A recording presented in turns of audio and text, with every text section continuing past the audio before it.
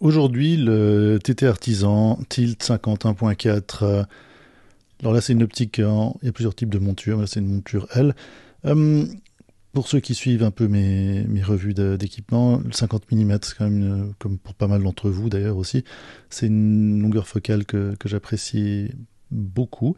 Là, ce que je trouve intéressant, c'est que en fait, on a une optique, donc déjà en monture L, qui me semblait intéressante, qui n'est pas si onéreuse que ça à l'achat, et qui propose du tilt. Donc le tilt, c'est simplement cette possibilité d'obliquer le plan de la photo qui est exposée sur le capteur, et de créer des effets un petit peu de jouet aussi par rapport à la focale, en fonction de ce qu'on prend, de vraiment ségréguer un plan qui n'est pas forcément l'aspect naturel par rapport à la direction de votre appareil photo, enfin de l'objectif. On verra avec des exemples ensuite, ce sera peut-être plus simple.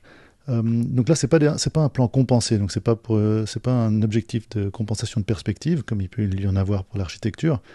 C'est vraiment une optique 50 mm, 1.4, donc assez lumineuse, qui permet des petites choses créatives assez intéressantes, et c'est pour ça que je voulais l'essayer. Donc là, je l'ai essayé, ça fait de nombreux mois que je l'ai, pas mal de studios, d'extérieur, de rue, donc on peut aussi tourner le plan obliqué comme ça. Une optique faite par TT Artisan, qui font des assez bonnes optiques, en tout cas économiquement tout à fait viable, sympa à l'utilisation, avec une sensation qui est relativement agréable. Peut-être je trouve un petit peu bricolo le système de vissage pour la rotation. Difficile de le maintenir des fois, c'est pas très précis. Même chose pour le tilt. Le mécanisme de vis pour bloquer l'angle n'est pas forcément le meilleur que j'ai eu, mais en même temps, vu le prix de l'optique et le résultat, je pense que c'est tout à fait acceptable. Mais allons voir les quelques exemples. Donc les deux premières photos, ça, c'est vraiment là où on voit principalement, c'était vraiment la découverte de cette optique quand j'ai commencé à travailler avec. On voit vraiment cette sensation de profondeur de champ augmentée, alors que non, c'est simplement qu'en obliquant en fait la partie avant de l'objectif. À nouveau, pas forcément super pratique avec le petit bouton que l'on visse, cette petite vis qui permet de bloquer plus ou moins l'angulation. Mais on arrive vraiment à créer, en penchant le plan focal, à créer cette sensation. Donc là, vraiment deux exemples avec le plan déplacé principalement sur l'axe horizontal. On voit où l'on peut vraiment choisir le focus sur la zone qui nous intéresse. Avec sur l'image de droite, vraiment cette sensation aussi de se bloquer avec cette optique.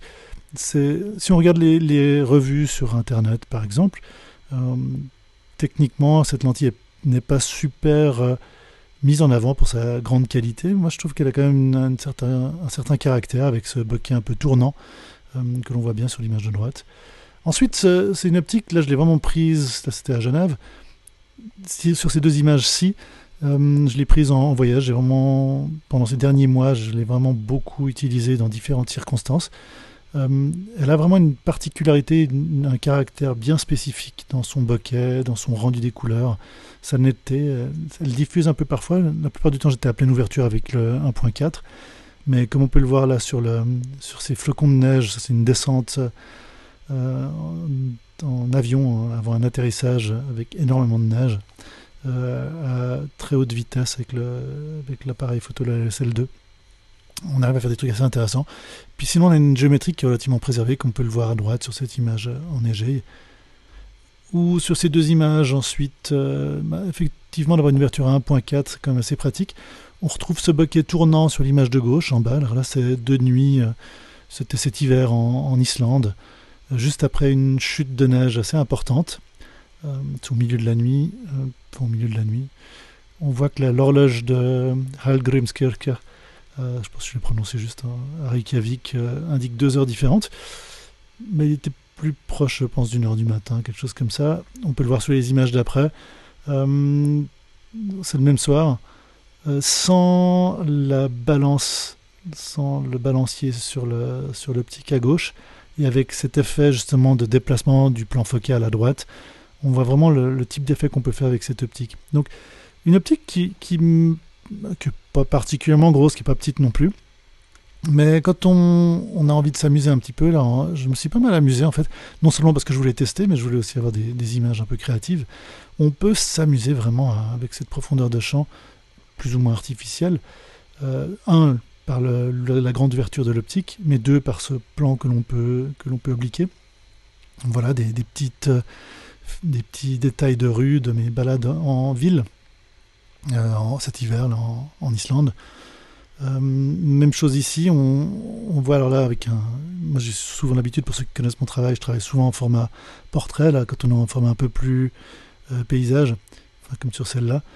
Vraiment ce balancier, cette rotation que l'on peut donner à l'optique et cet effet de balancier de la partie avant de l'optique permet de créer cet aspect un peu jouet, de créer vraiment des ambiances très spéciales, comme on peut le voir avec cette image. Ensuite, ça permet de manière un peu plus subtile, on n'est pas obligé de balancer complètement. À nouveau, le seul détail que je trouve assez désagréable, c'est vraiment la précision, ce système de vis qui permet de régler la précision de balancier et de fixer l'obliquité. Je trouve ça pas super agréable à utiliser. Même chose pour la rotation. Mais si on utilise l'effet avec moins de présence, voilà, à gauche, là, on peut accentuer cet aspect de ciel focal au loin, rendre plus flou les plans proximaux, ou comme à droite, là, en fait, créer une certaine sensation de plus intense profondeur. Là, c'est pas obliqué à fond. Même chose ici, encore un autre essai en format paysage, comme on peut créer en obliquant. Là, on n'est pas sur un plan très droit. J'ai vraiment essayé de suivre le bord arrière de cet avant-toit pour renforcer cet effet. Ensuite, là, c'est une optique, donc un 50 mm, pour ce qui est du travail, par exemple, avec des modèles, avec des éclairages spéciaux. Vu ce bokeh assez particulier, cette douceur inhérente un peu à l'ancienne de cette lentille, je l'ai testé aussi en studio avec donc là, c'est mon projet Hypertight, c'est un projet assez au long cours, que je sépare un petit peu du reste de mes projets photographiques, mais qui en fait partie malgré tout. Là, c'est vraiment du travail d'éclairage depuis de nombreuses années. Ça fait peut-être 7-8 ans que je suis sur ces types d'éclairage. On voit qu'il y a cette douceur, ce rendu des couleurs, cette optique est vraiment très intéressante d'un point de vue artistique, hormis son obliquité. Là, on peut utiliser l'obliquité, mais ensuite son rendu des couleurs, sa netteté. Alors il y a un petit diffusé dans certains types de couleurs. Là, j'ai mis en exemple la même image en couleur et ensuite désaturée à droite. On peut faire des choses assez intéressantes avec, y compris en studio. Et ensuite, sans utiliser l'obliquité, c'est une optique un peu à tout faire. Je la trouve extrêmement polyvalente. Là, en voyage, là c'était à Belgrade, on voit que le 1.4 permet quand même d'avoir des plans bien distincts, malgré tout une très bonne géométrie, et puis un rendu des couleurs, un rendu global que je trouve très acceptable, voire mieux. C'est une lentille que je vais définitivement garder dans mon arsenal.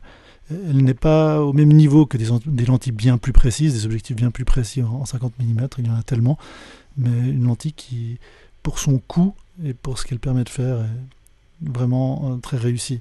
Même chose ici, encore des détails. Alors elle diffuse un peu à pleine ouverture quand il y a beaucoup de lumière, mais comme on le voit sur ce détail d'une cour intérieure à gauche, ou ce cabanon rempli de carton à droite, où la lumière est assez intense, un rendu qui est un caractère bien particulier pour cette optique. Voilà, encore des petits détails de rendu géométrique en baladant là, ces dernières images étaient aussi à Belgrade. Donc oui, entre le rendu des couleurs, la géométrie, l'utilisation aussi, une tenue en main qui est assez agréable. Cette optique est vraiment très polyvalente pour le prix. Je ne saurais que la recommander.